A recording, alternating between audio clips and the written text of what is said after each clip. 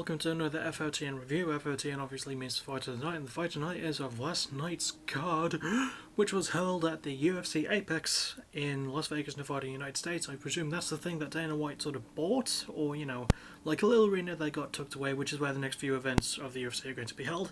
And the Fight of the Night in question was on the... it was on the pre-card. I was just making sure, between Tim Elliot and Brandon Royval, with Brandon winning by second round on triangle choke. And as always, it's up to me to go through what happened, how it happened, how we got to the end result, and how good the fight was, so let's do that. So when the fight starts, they don't touch gloves, and immediately Tim Elliot does what he always does, which is go for the takedown. It is obviously a success. Tim Elliot is really good at the takedown and stuff, and he manages to keep Brandon down for a little bit, and then Brandon manages to, like, sort of get back up, and then Tim Elliot goes for another one and lands it. You know, that's 2 before the first minute of this fight. And throughout the majority of, like, this round, actually, Tim Elliot has control. He lands a lot of really good takedowns. For almost the first 2 minutes, actually, he's controlling a lot of the grappling exchanges. Brandon is sort of coming back with a few, but Tim is, like, trying to sink in some really unique stuff, especially from the backside. Like, he has a lot of backside control throughout the early half of the first round, and it looks like he attempts a bulldog choke, then he switches that to, like, he has a fair few armbar attempts, a fair few omoplata attempts. He goes for quite a lot of stuff, but Brandon manages to, like, you know, he uses his smarts. Even though he's the younger, less experienced fighter, he does manage to slip out of quite a lot of it, which was just really good intelligence from Brandon on the ground. I really like that, especially against a guy like Tim Elliot. That's really good thinking. When it does get to a standing exchange, Tim Elliot does land a good few shots, but I would argue that Brandon has the best shot of this entire fight in round 1, where he goes for a spinning back fist while Tim Elliot is trying to go for another takedown.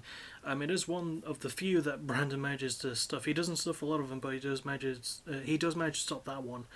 And, you know, eventually Tim does manage to get him against the cage again and just, like, keep controlling things, go for, like, some really good ground and pound opportunities, some really good submission opportunities. He nearly has an armbar near the end of round 1.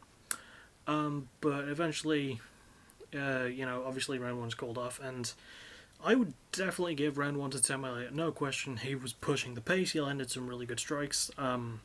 It was his wrestling and grappling work that was definitely the highlight for me, and the thing is about Tim Elliot, regardless of whatever fight he's in, he will always make it the most entertaining ground war of the night, at least.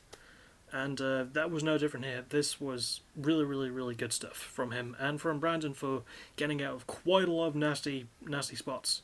So props to Brandon, whose nickname is Dawg, R-A-W-D-A-W-G, and I think Dawg is like a sex thing, so I think he should change his nickname, because last time I checked, Dawg does not mean anything cool.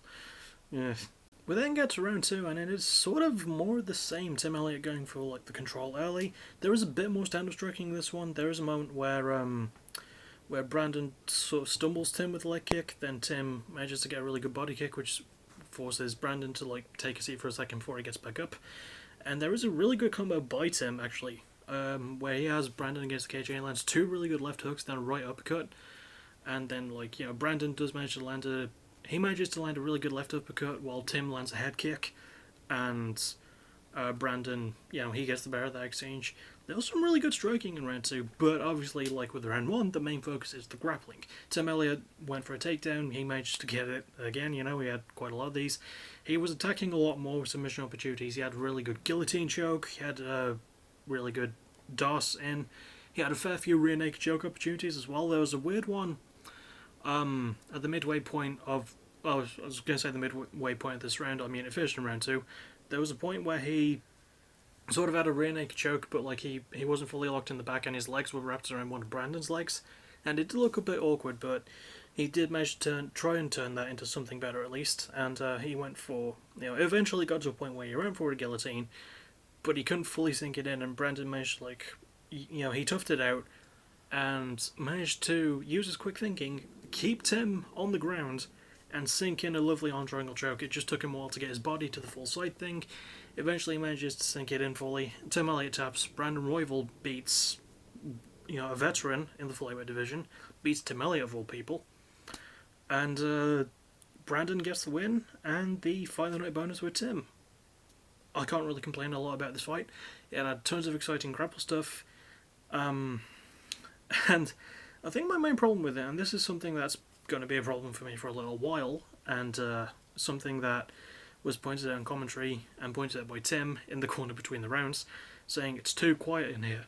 And I agree with that. I don't like that we don't have a crowd, but it can, obviously I understand why. It'd be very fucking stupid and difficult and dumb to have a crowd there in the times that we live in. But it was a really entertaining fight. I thoroughly enjoyed it. Round 1 was just like a mad scramble after mad scramble. Tim Elliot really pulling away with a lot of it. Not a fight that's going to make my best of the year list, but extremely fun. We got to see a newbie beat Tim Elliot. He's a favourite of mine in the flyweight division. Very underrated as Tim. Big fan of his. I don't like seeing him lose, but it was such an entertaining fight that I can't really complain. And it was just good shit. Honestly, just really good stuff. I don't have a lot else to say, so I guess I will sign off. Well, not just yet.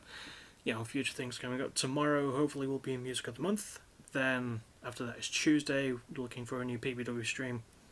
And the next thing I'll see you for will either, after those two, will either be a backtracking, a very brief history of backtracking that's Unleash the Archers, or the next Fight of the Night review, because there is going to be another UFC card next week. And we haven't done. I feel like we haven't done this in so long. It's going to be UFC 250, so it's a big fucking event. And we've got some really good looking fights there. If I had to pick one though that I think could be Fight of the Night, it's the first fight of the main card actually looks interesting. Eddie Wineland and Sean O'Malley. That has potential. It could be that. I think I'm gonna go for that. Eddie Wineland versus Sean O'Malley. But failing that, the main event between Amanda Nunes and Felicia Spencer looks like it could be also Fight of the Night.